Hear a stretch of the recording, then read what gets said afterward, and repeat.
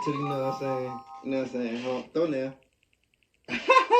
Y'all know we gotta get to the motherfucking Christmas spirit. We got Mr. Nightmare with a motherfucking the game and horror story. I supposed to be reacted to this a couple days ago, but you know, so I said I was gonna save it on Friday type shit. Got another video for y'all tomorrow too, and also Mr. Ball on Sunday, of course. That being said, you know what I'm saying? Get into the holiday spirit and chill, smoke, do whatever you do. Let's go ahead and get to the video, man.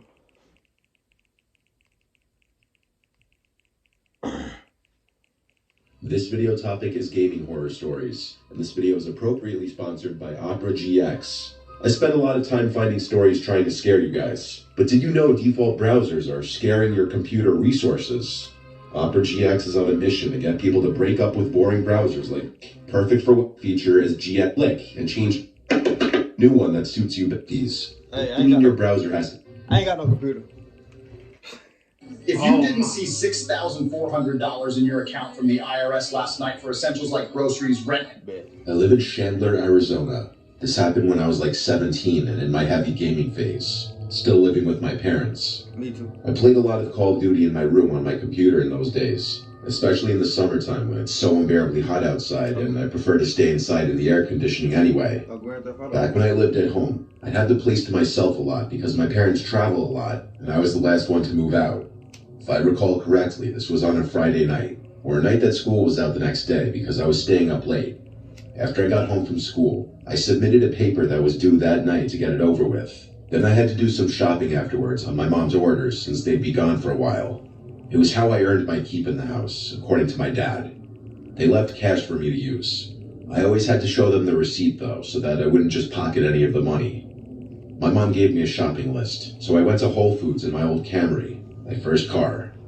Shopping took about an hour door to door. While in the grocery store, this guy on line behind me started talking to me, and I don't know why. He made a comment about one of the things I was buying and just wouldn't stop. Even as I was bagging my groceries, he kept talking to me, which I found weird. He wasn't paying attention to anyone else. I was still nice though. When it was time to leave, I said have a good one and left. I went out to my car in the parking lot and packed the trunk, then headed home. It was a scorching hot day, as we were in early June. I wasn't looking to go out and do anything outside once I was done with everything I needed to do. It was dark out by now, so I got right on Call of Duty Black Ops on my computer and texted my friend Johnny to get on as well. He joined my party, and we played some team deathmatch as we always did. I was using my noise-canceling Logitech headset.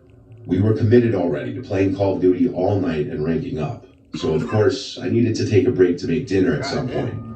Probably 2 hours into playing, I told Johnny I was going to eat dinner and I'd probably be back on in an hour. He said he'd be back on later too. So with that, I took a break and made some pasta for dinner. The kitchen is downstairs and my room is upstairs. While I was sitting in the kitchen eating, I knew for sure I heard a thump from upstairs. Did it sound like a footstep? I wasn't sure. It could have been any number of things, but the last thing I'd imagine it would be a footstep. I did, however, go and lock the front door now. Oftentimes for a while, I would leave the door unlocked just because my parents' house is in a good side of town, and I just never took the idea of a break-in seriously. It's something you hear about on the news, but don't think it'll ever happen to you. I went upstairs, and I don't know what I was expecting, but I said my brother Tristan's name into the hallway. I knew he wasn't supposed to be here, but I don't know. I heard a sound, and I felt the urge to see if anyone was here. When no one answered back, I went back to my room and got back on Call of Duty. I put my headset back on and texted Johnny that I'm going back on. Shortly after he came back on, we started playing Team Deathmatch again. A couple games in, I looked to my left at the doorway of my room into the hallway. I don't know if something in my peripheral vision or some other sense felt something there, but I would leave the door open when I was home alone, as my mom would tell me to. The hallway was dark, except for the one little nightlight plugged into an outlet. I don't care. My room shone. I don't care. I leave my goddamn room door closed all the time, even when I'm online. And when I'm by my side, I do have the door. I'm lying. Blue for my wall lights. Some of the blue poured into the part of the hallway closest to my room. Make sure that shit charged. In between the crack of the door was total blackness. I couldn't see through it. I didn't think anything of it. After our next game, Johnny said, "Hey, y'all know I told y'all, goddamn, that's how I want my setup to look. My setup could look basic like that. It's gonna be real, man. It's gonna be real different soon. You feel me? Cause I'm gonna have a whole new layout, you know, and y'all gonna go through the, you know what I'm saying, the shit with me. You feel me? Y'all remember, nigga, when I was first making my video, nigga, I used to prop my phone up on the game before I had got a ring light and shit. Still making views and shit. Still doing this shit for y'all. For me too. He was taking a leak and walked away while we were in the lobby. Nigga, I want to see on Punk. I want to see on Punk on YouTube. Back out to the hallway, and I noticed something was different. Now I could see through the crack of the door into the hallway. My first thought was someone blocking it just minutes ago? By instinct, I spun my chair around to face the bed behind me, and there was a man sitting on my bed, with his freakishly upright posture, and his hands resting on his thighs. He almost looked to be smiling. I was so alarmed I jumped out of my seat onto the desk and crawled onto the desk, causing my monitor and basically everything else to fall off of it. I screamed, "What do you want?" And he started to actually smile now, showing his teeth, like he was laughing. I ran out of the room into the hallway. I stopped halfway down the hallway and looked back at... Yeah, it ain't nothing you can do, and that's the crazy part. There ain't nothing this nigga can do. He caught him so off guard. Oh my God. I would have shitted on myself. If I was young. My bedroom door. He got hit with that I pipe heard the for springs sure. of my bed lifting, and then the guy slowly walked into the doorway and stopped. He stood there.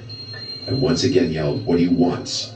He then spoke in a stuttered, slow voice, asking if he could play too. I asked, "How did you get in here?" You could play? He stepped a few steps forward and pointed down the stairs. I would have told the nigga, you want to play? Nigga, your ass would be playing for your motherfucking life, nigga. Fighting for that motherfucker. No Zersky. I assumed he was implying he entered through the front door. Get that boy I out was of at a here. loss for what to do, so I ran down the stairs to the landline phone, as my cell phone was still in my room. I grabbed the phone and a kitchen knife and screamed, "You need to leave, I'm calling 911. You need to I heard leave. footsteps walking down the steps, and the last time I saw the guy was when he walked past the kitchen, You looked at need me, to fucking and then I heard him leave, walking out the man. front door. Man, I would have. I ran to slam it shut and locked it. What? For the first time ever, I was ashamed of myself for leaving the door completely unlocked. Oh, this dumbass nigga left the door unlocked. That's why. Motherfucker. All they would have heard was, well, at my old house, for the house right now, and you know what I'm saying, I was 16, 17, 15, 16, 17. We had cameras around our shit. So I could just open that. At that house, too, I left my door open when I was alone, you feel me? Because I could see through the camera through my room, you feel me? Yeah, I could see the camera, so I ain't really gotta do shit but look at the camera. But me personally, it wouldn't been no, "Hey, can you get up my house?" That nigga would have heard, what? I held the phone for a few minutes, deciding whether to tell my parents. What? Ultimately, I did. My mom was concerned at first, then grew livid. So much so to the point that she put my dad on the phone. What? He told me to go through the house and make sure nothing was taken. Hey, I'm gonna put that I on went the through shirt. every room. Honestly, everything seemed in place. I said the man seemed like something was off about him, and my dad said, "Yeah, no shit." The man didn't seem overtly hostile, but something was wrong with him, and I don't know what his intention was. He probably was The high. image of him sitting on my bed, and the realization that he was watching me through the crack in the door was haunting enough. At least say, "Can I play?" Is crazy. Can I play? What, nigga? Niggas just broke my heart talking about, "Can I play?" Alright. I feel like you playing with me now, bitch ass nigga. This is a story I'm not proud of, mostly for my naivety. When I was in middle school and early high school, I didn't know how to talk to girls at all at school. But that's a lot of boys in middle school. Shit, bitch, I was peak. I was too player. I don't know what the fuck he talking about. Not me. I ain't had that problem. Do your homework. I wasn't shy in general. I had friends and did normal things an 8th grader would do. I just had never kissed a girl or anything. Some of my friends at the time claimed they've already gone further than that with girls, and I was starting to feel pressure. But I was still having trouble approaching girls in that way. The mentality went from boys making fun of girls to suddenly liking them in a matter of like a year. I was a pretty big It took me gamer a in day middle or school two. and early high school. Bitch, see When me, I was in baby. 8th grade. Bitch, I was like 13. My voice was still probably a bit prepubescent sounding. It was 2010. I played a lot of console games and computer MMORPG games. My favorite console games at the time were GTA 4 and Call of Duty, and my favorite computer game was this MMORPG called Goonzu. GTA 4? Speaking of GTA 4, I might get on that tonight. Bro, that's what I need. Bro, I need to have me a gaming channel. Oh my God, bro. I feel like my gaming channel. Y'all gonna fuck me on my game. All I'm gonna do is sit, chill, play the game. I need to play Grand Theft Auto 4. I'm doing the, I don't think I beat Nico Bellic. I mean, I did before, like, of course, when the shit first came out and shit, I beat it. But, I ain't never, well, I was playing it recently. I beat the Balls Gate Tony. I'm on with the loss, what's your name shit. I'm almost in the middle of that shit, so I'm still playing. But it just got some good storylines, man. Every time. And it be fun every time you play it. It was this online game where you would level up by killing monsters, and the more you leveled up, the higher level monsters and hunting grounds you'd be able to tackle. The online community in this game was very active, and there were tons of players. My older brother used to play it a little bit too. I played it more for sure though. I was in a guild and town and everything. I don't remember how it happened, but I befriended this female player who was a higher level than me. Her username was Medusa. Anytime I'd sign in and she was on, she'd message me, and vice versa. We would join parties together, which meant we'd share EXP on whatever monsters we killed. We'd just chat for hours. She knew a lot about me, including my age, my town, and some personal family details. She would open up to me too. Eventually she told me her name was Teresa. It was weird feeling such a connection with a girl who really you knew nothing about her appearance or her voice. It truly was like having a pen pal, but better. It was interesting enough that we both lived in New York State. Yeah. She lived about an hour from me. Most of the motherfuckers that cities I'm from, cities that ain't even like, I fuck with niggas from out of state, and it's all because of an Xbox. And it's genuine love, like, this shit done got deeper off the game, you feel me? You know what I'm saying? Like, you know what I'm saying? Type shit, man. Shit be crazy. Ain't gonna lie. After a few weeks, or maybe even a month, we started talking about maybe meeting one day. To do this, though, we'd have to exchange numbers. At the time, I didn't actually have a cell phone yet. I only had an iPod Touch. But I was able to download some texting app that allowed me to send messages to people with cell phones. Through this app, I was able to send her a picture of myself. It was definitely this cringy 8th grade boy selfie of me trying to look good looking. She called me cute, and then she sent back a picture of herself. She looks a couple years older than me. Man, like fuck 15, that. Which was the age she told me she was. Cringy 8th grade boy messages to people with cell phone. I didn't actually have a cell phone yet. I only had an iPod Touch. But I was able to download some texting app that allowed me to send messages to people with cell phones. Through this app, I was able to send her a picture of myself.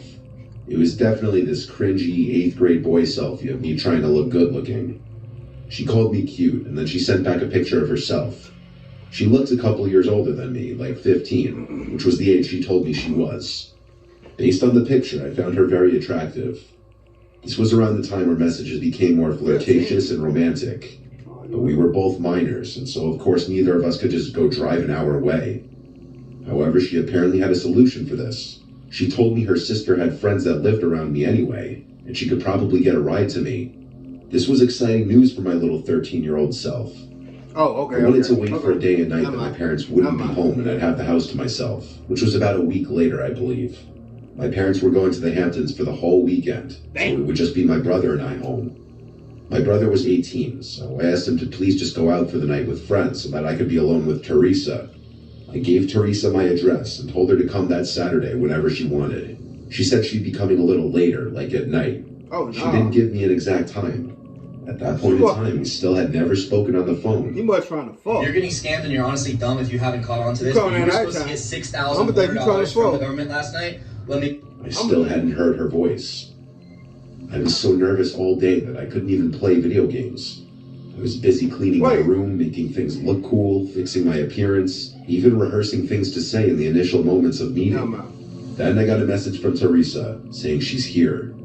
I sprang up and ran to the front door. Damn. I looked through the peephole and didn't see anyone. She then said you could come out to the front door.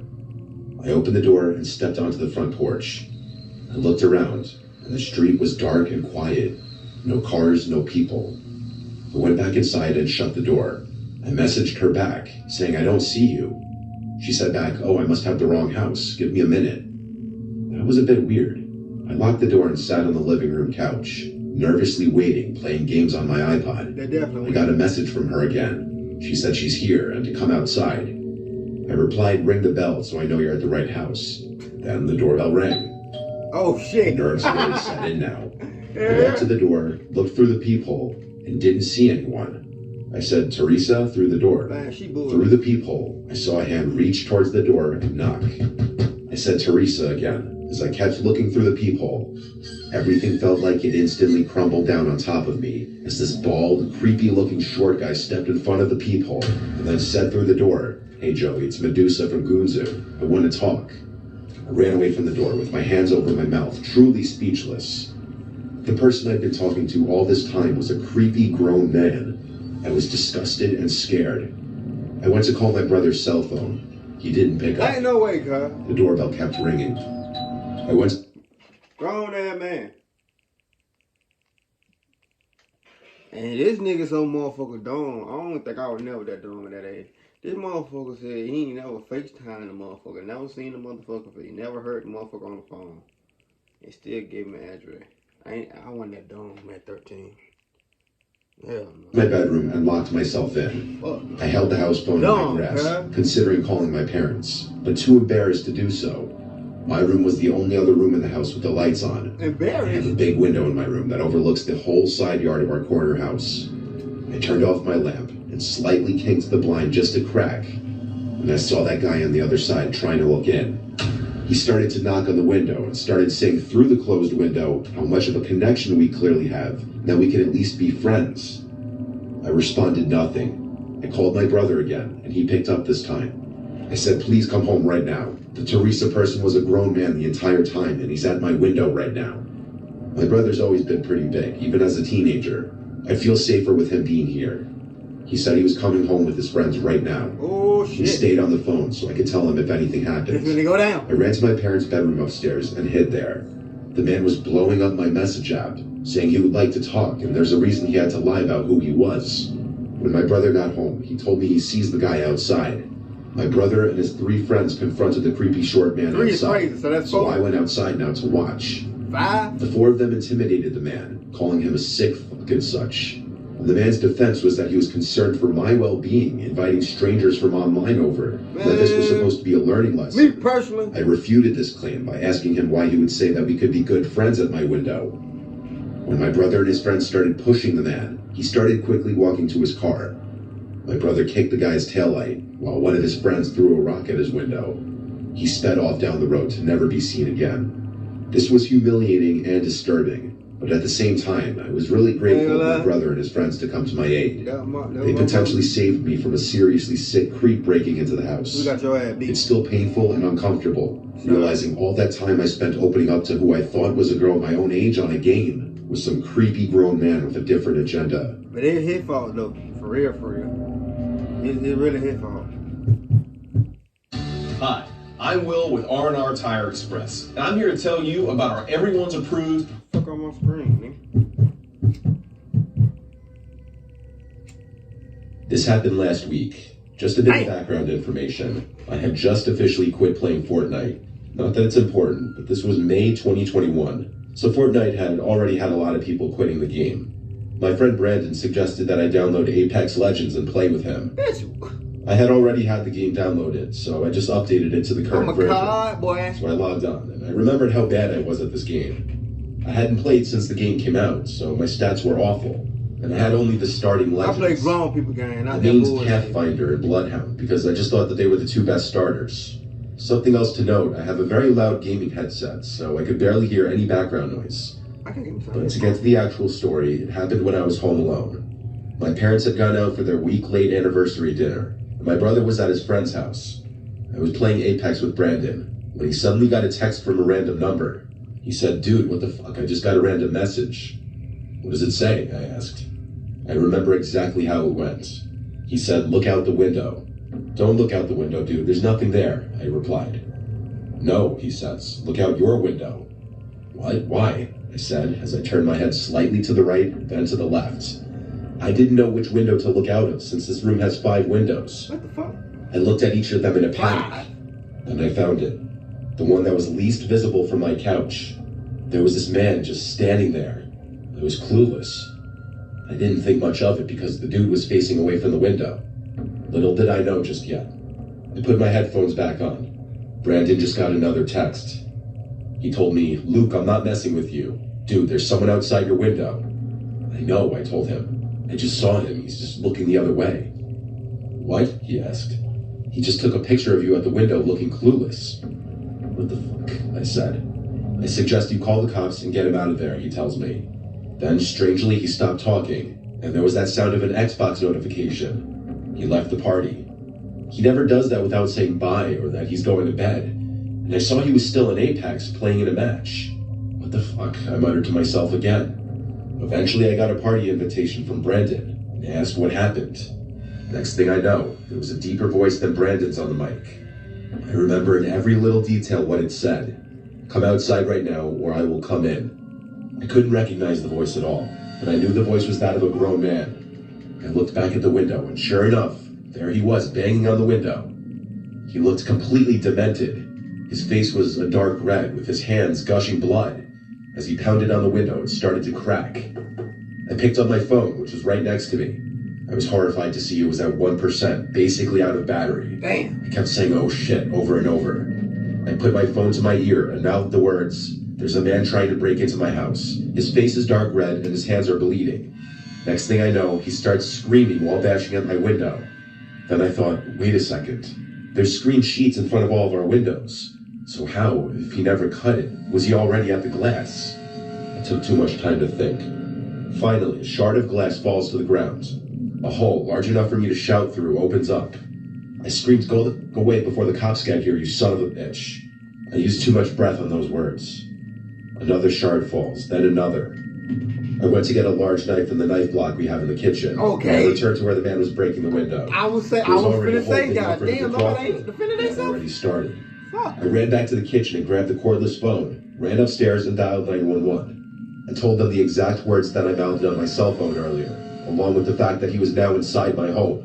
Unfortunately, the only doors with locks upstairs are the bathrooms. What? So, thinking on my feet, I went What? into my parents' room, into that bathroom, and locked the door. I would have At heard. that moment, I was thinking I was being smart because I left the bedroom door wide open, and the bathroom door that's actually inside the bedroom is not visible from the bedroom door.